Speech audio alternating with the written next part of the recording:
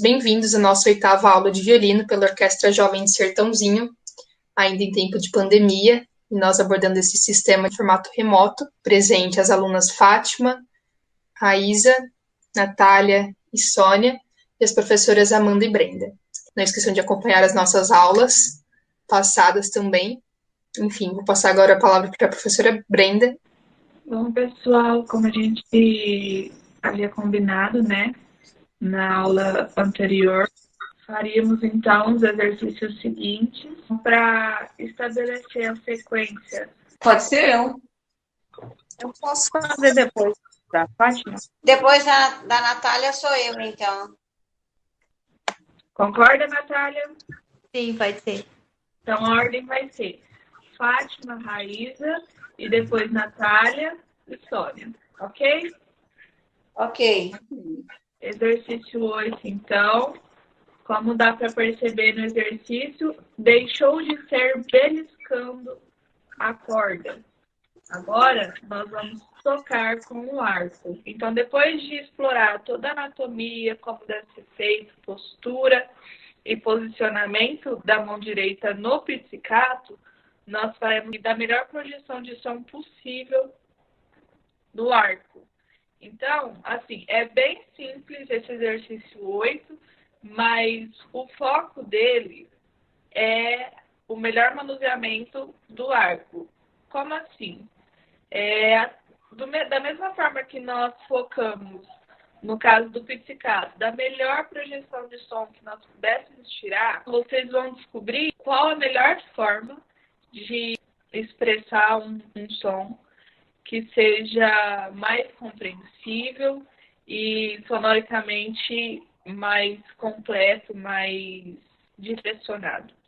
Uma consideração, quando a gente fala nesse sentido, é bom lembrar sobre realmente o tamanho do arco, né, que nós temos e a quantidade de tempo que a gente precisa executar no caso, tá? Funciona mais ou menos da seguinte maneira. O arco desse tamanho todo que a gente tem ele, né? Pensar como se a gente dividisse o arco em, por exemplo, na nossa figura que vai ser trabalhada nesse exercício 8, nós temos figuras de semibreve. Então, pensar em todo esse arco, numa arcada só, nós temos que dividir esses 4 tempos. É como se nós pensássemos que o arco foi dividido em 4 partes, né? E praticamente cada parte do arco vai ser usado para tocar um tempo dessa figura. E além de pensar dessa forma, pensar também que não é só porque a gente divide em 4 partes que a gente precisa destacar essas 4 partes diferentes.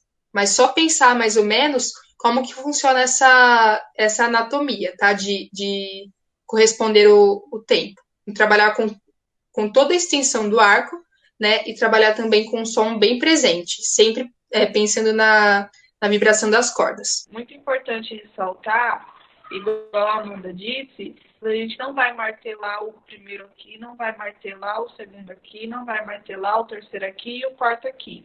É só uma média para a gente ter noção qual é a velocidade que a gente pode percorrer o arco para poder tocar a figura representada. Que é bom vocês olharem o arco de vocês para um mapeamento mesmo. Então, se ela for tocada em arco inteiro, vai ser mais ou menos essa distância que será percorrida.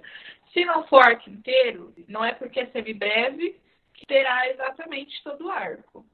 Assim como não é porque é mínima que será metade do arco. Pode ser, sim, uma mínima que percorra o arco inteiro.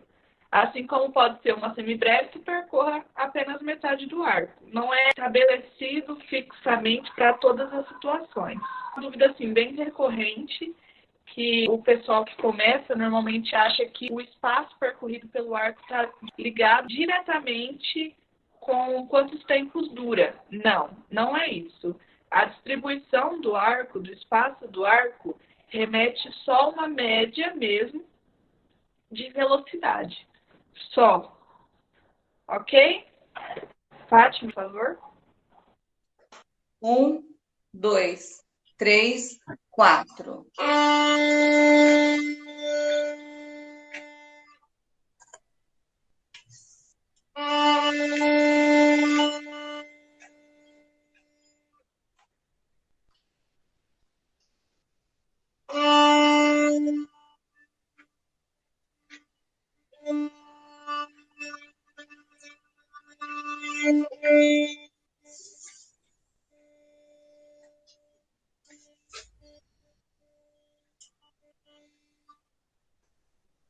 falhou um pouquinho no meu. Acabei observando pelo movimento mesmo. E você falando também.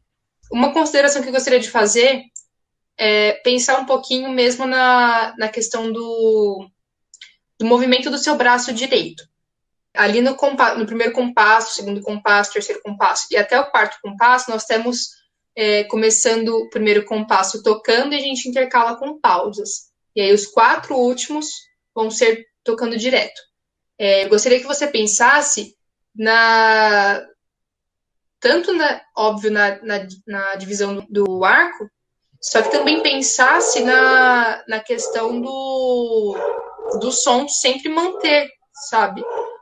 Não, por exemplo, cortar de vez, quando não tem necessidade de a gente tipo, tocar e parar do nada, assim, sabe? Muito seco. Entende? Brenda, alguma coisa?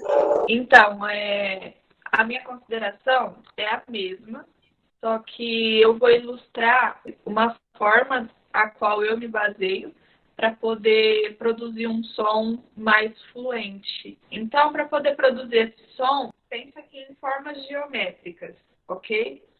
Quando você encosta o arco e tira abruptamente, ou seja, tira de repente, você faz tipo de um quadrado, percebe? Colocou o arco, percorreu, tirou. Ou Mas colocou assim, percorreu, parou. Entendeu? Para isso não acontecer, eu penso mais no movimento circular do arco. Em vez de você pensar num quadrado, tá aqui em cima, desceu o arco, foi reto, tirou. Em vez disso, parado, marcado, pensa mais no movimento circular. Porque aí ele nasce aos poucos e também morre aos poucos. Entende? Então, em vez de eu fazer isso, eu vou fazer isso aqui, ó.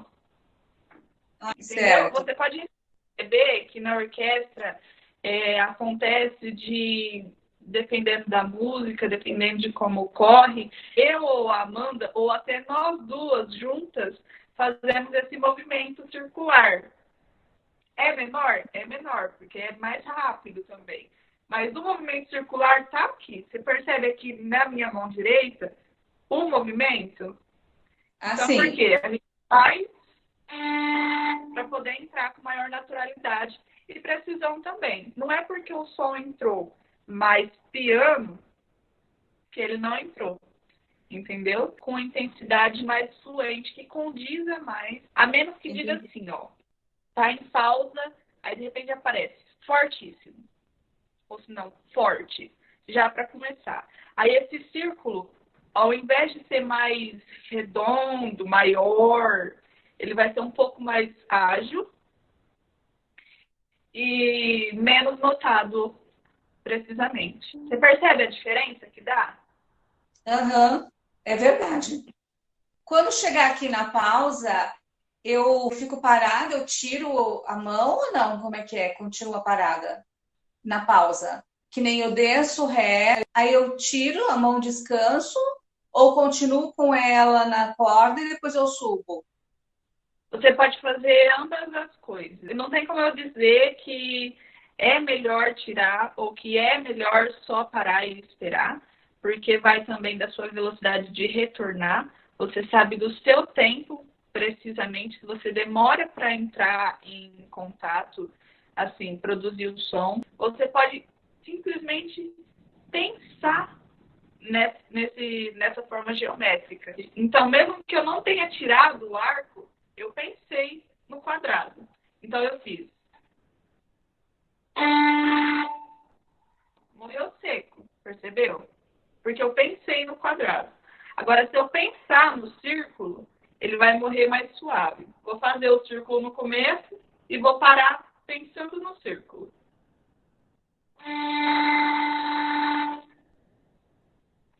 Entende? É menos brusco.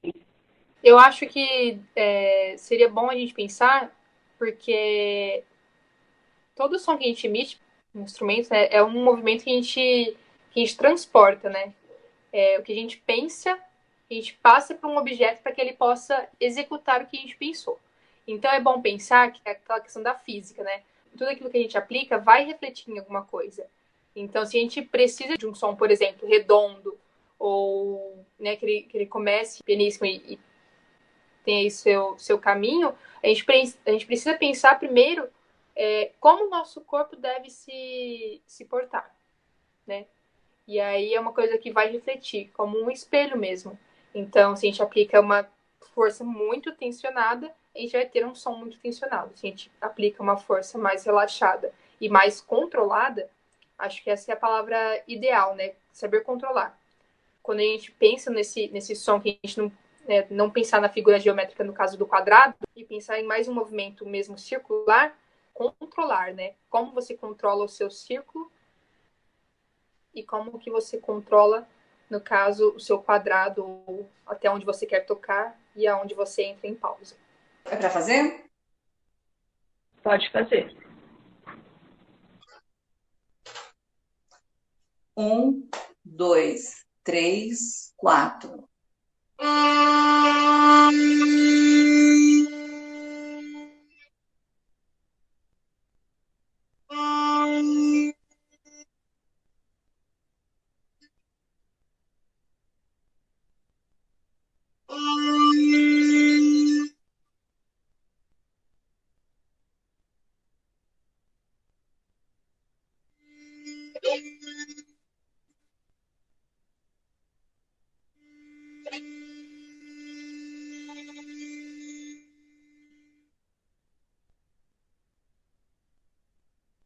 Fátima, em questão do som, já melhorou, já está melhor, você já começou a pensar mais no movimento circular, mas ainda tem fluência a se aprimorar. Vai pensando nisso, conforme os exercícios vão passando, em fazer cada vez mais, conforme o que a gente propôs, de fazer esse som redondo. O quadrado você já domina. Não vai ser sempre um som redondo ou sempre um som quadrado. Depende muito do que a música pede, mas normalmente o mais redondo é o essencial. Tá certo, entendi. Acho que uma forma legal da gente pensar é cada vez mais relaxado. Quando eu falo nessa questão de a gente se soltar um pouquinho mais, né, de se abrir um pouco mais para poder tentar novas ferramentas, novos jeitos, encontrar um que a gente se adapte melhor, eu acho legal lembrar de vocês mesmos, de ter que transportar para outro pensamento, ser exagerado, né? Pega uma coisa exagerada, assim você vai moldando ela. É isso. Raíza, pode dar início. 1, 2, 3, 4.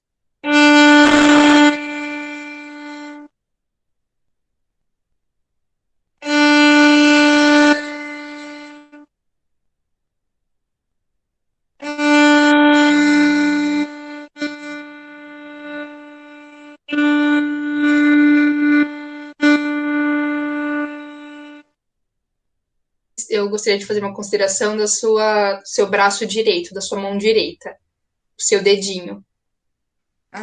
Sim. Tudo que envolve sentimento, a gente precisa relaxar ao máximo, né, pra gente conseguir demonstrar o que a gente pretende. E eu gostaria também de fazer uma consideração do seu ombro direito. Eu acho que ele tá um pouquinho tenso e pode ser que ele, relaxando um pouquinho mais, possa te trazer mais conforto também para acertar o formato do dedinho da mão direita. Pensa como se fosse você de frente para um espelho, como se estivesse vendo o seu reflexo ou você mesmo se julgando, né? Você olha assim, essa postura é o suficiente? Ou essa postura tá relaxada? Ou até, se eu mudasse um pouquinho essa postura, se eu deixasse, eu sei que eu tô sentindo um desconforto aqui, não sei o que, o dedinho, eu sei que tá um pouquinho mais complicado, tá me exigindo um pouquinho mais de esforço. Então, pensa um pouquinho mais nesse sentido de relaxar desde aqui, né? O nosso movimento, desde sempre, ele vem, né, dos ombros, e aí é uma força natural, né? A gravidade ajuda a gente nesse sentido. Então, pensa em relaxar mais o ombro, tá? E soltar o peso do braço.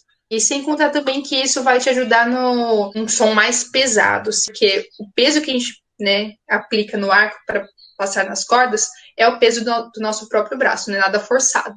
Se você precisa até de um som mais cheio, vai vir daí, certo? Raíza, assim, um detalhe importante, assim, até curioso, né?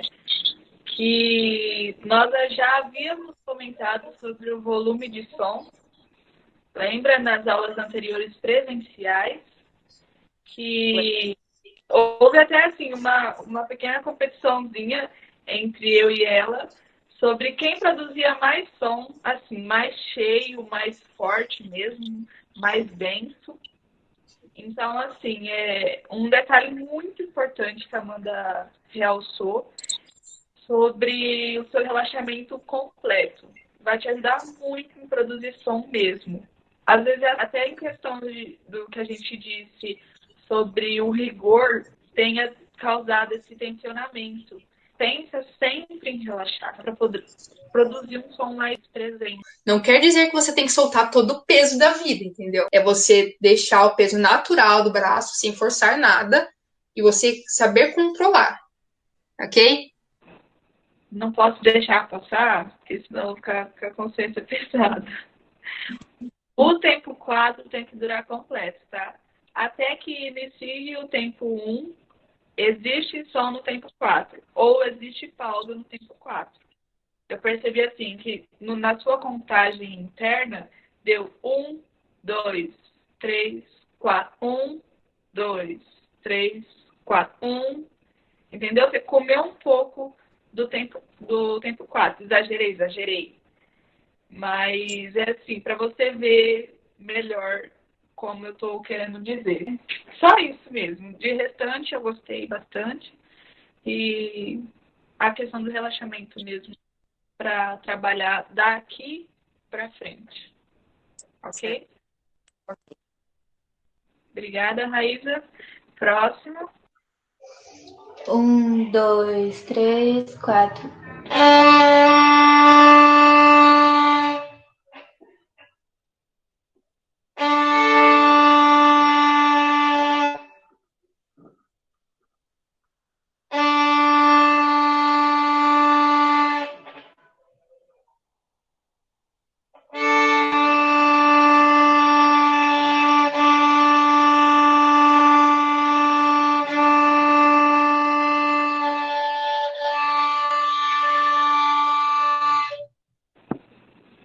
Ok. Gostaria de fazer uma consideração sobre a sua. O som ficou bom, tá? Mas dá para controlar um pouquinho mais. De repente, se você pensar um pouquinho mais na velocidade do arco, seja legal. Porque às vezes a gente começa, né, a passar o arco em um tipo de velocidade, a gente diminui com medo de não dar, né, de não caber os tempos restantes. Só que pensa que é uma força que você precisa aplicar desde o começo para refletir no restante da figura. E isso está interferindo porque no primeiro tempo da figura você tem uma figura bem tocada, né, umas notas bem tocadas, só que aí nesses outros 3 tempos restantes você diminui a velocidade tanto que começa a interferir na vibração da corda. E aí por isso fica esse som um pouquinho mais chiado, tá? Porque tá diminuindo a vibração e aí não corresponde ao tanto que a gente precisa tocar ainda, tá? E outra coisa, o seu braço direito ele tá muito relaxado, né? Eu acho que mais até na questão do cotovelo. Às vezes a gente tá relaxado demais, é como se a gente estivesse assim, sabe? Eu tô exagerando, lógico. Mas pense um pouquinho mais em. É como se a gente pensasse em sempre uma posição de prontidão, certo? Acho que é isso. Brenda? A minha questão mesmo seria só a angulação do seu arco. Porque eu percebi que os esbarros é normal acontecer de vez em quando, mas quanto mais atento você tiver e mais automático tiver a angulação, porque assim, esse é o violino, não é? Sim, é meu. Usa sempre ele. Você tem a angulação dele, que tem assim, a altura correta da corda sol, a angulação correta da ré, a angulação correta da lá e a da mi. Cada um exatamente num ponto específico, que é o da corda. Se houver um deslize, se ele estiver um pouco mais para baixo, primeiro que você vê, né, a crina encostando em duas cordas em vez de uma, e depois que se saiu do ponto, vai haver os esbarros, ok? Sim. Obrigada, Nada. Muito obrigada, Natália. E agora...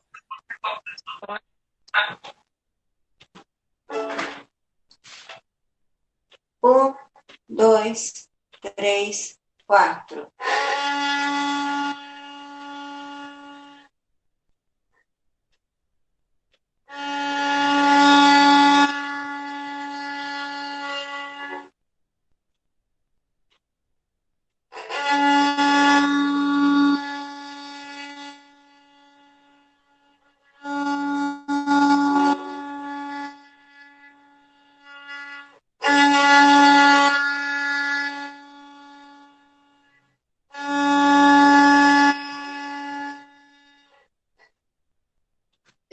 Eu acho legal pensar no andamento que você contou desde o início, tá? Você está ultrapassando um pouquinho, né, um bom tanto, na verdade, do andamento que você contou no começo.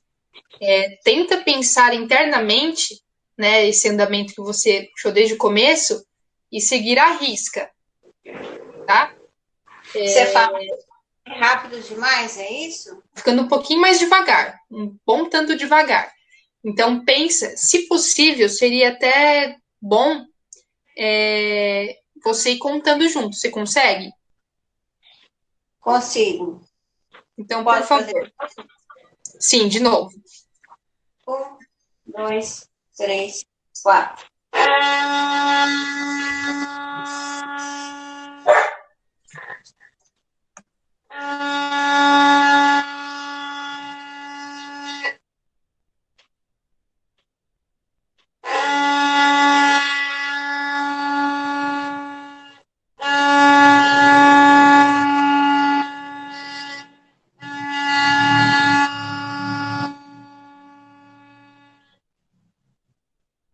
Faltou mais uma figura. O último compasso você não tocou. Nós trabalhamos aí em arcadas pares, né? A gente começando para baixo como uma regrinha básica. A gente vai terminar, então a última vai ser para cima.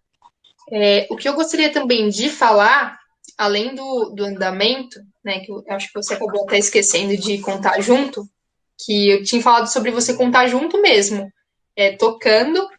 Lembra do que a gente falou para a Fátima sobre não ter que, para a gente pensar mais em um movimento redondo do arco, né, em um som mais redondo do que quadrado, que é como se estivesse travando o arco, né, o quadrado, no caso. Ao contrário, né, pensar no movimento mais redondo da mão mesmo e correr o braço, né, controlar. A sua mudança de arcada está ficando bem marcada, eu acho que não é necessário. A primeira arcada para baixo é o movimento, né, o impulso, né, Isso. estou dando um movimento. E para subir é como se fosse um reflexo dela, tá? Eu vou descer, então eu vou ter um reflexo, subindo. Então pensa que é um movimento só que eu faço, né? Que é o de empurrar, de jogar essa força. E o reflexo não é outra força, né? É realmente um reflexo. Eu apliquei, agora só vou voltar na mesma intensidade. Tá certo. Tá bom? Brenda? Tá bom. Eu queria falar um pouco sobre o seu cotovelo da mão direita. Porque o nosso cotovelo, né, ele tem esse movimento para cima e para baixo. Por que eu estou falando isso? Porque eu notei que na hora que você pegar, não esse aqui, porque a gente não muda de corda. Você fez esse aqui, ó. Dá pra ver? Dá pra entender? Dá sim. Porque esse movimento de pra trás e pra frente não pertence ao cotovelo. Esse movimento de para trás e para frente pertence ao antebraço. O cotovelo é o responsável para a gente mudar de corda. Você vai para cima ou para baixo, conforme a angulação, certo? Certo. Ele mexe para trás e para frente. Quem é o responsável por fazer o arco se mexer é só o antebraço. Tá vendo? O meu cotovelo, ele permanece no mesmo lugar. Certo. Desafio interessante, um pouco chato, mas isso tudo é muito bom, é você tocar com o cotovelo preso na parede. Você vai tocar ali, vai estudar, e aí, em vez de você tocar no espaço livre, igual a gente está aqui, sem parede nenhuma, você vai próximo à parede, e essa região aqui, ó, você encosta na parede na hora que você for tocar. Entendeu? E aí você da parte do seu cotovelo. Então, quando você for tocar, gruda na parede e faz esse movimento aqui. Ok. Ok? Só isso. Amanda? Bom, acho que não foi suficiente, né?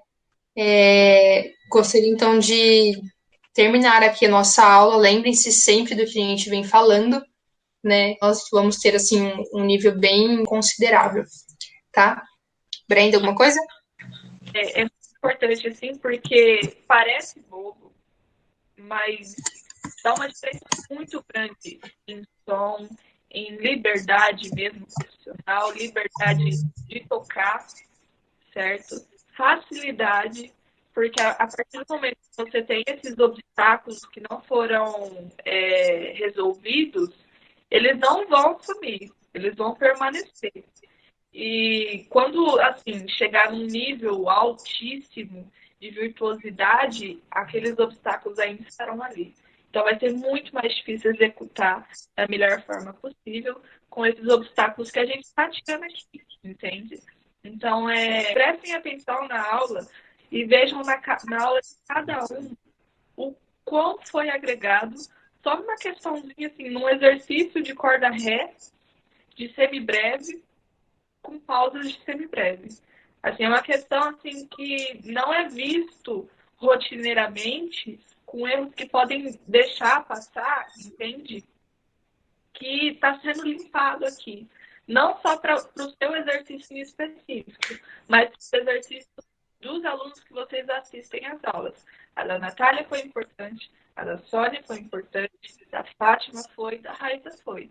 Todas em si têm a sua participação especial. Que não é porque na sua vez aconteceu de não ocorrer o erro, que não vai acontecer outras vezes. Entende? Exato. Prestar atenção na dúvida do colega pode sanar a sua e fazer você prestar atenção no seu instrumento e na sua performance também. Sem contar também que as nossas aulas aqui são, sabe, tudo que a gente toca, tudo que vocês tocam, no caso, a gente sempre tem alguma coisa para acrescentar. E não quer dizer que, tipo, a gente não falou, por exemplo, de mão esquerda para você na sua hora de avaliação, que você não tem o que melhorar na mão esquerda, tá? A gente geralmente fala um pouquinho mais, só aquilo que realmente seja mais importante naquele momento, tá? Mas não quer dizer que não tenha nada a ser mudado, certo? Acho que é só. Tá? Um abraço, fiquem com Deus, até mais. Se precisarem de alguma coisa, estamos à disposição de vocês. E é isso, até semana que vem. Tchau.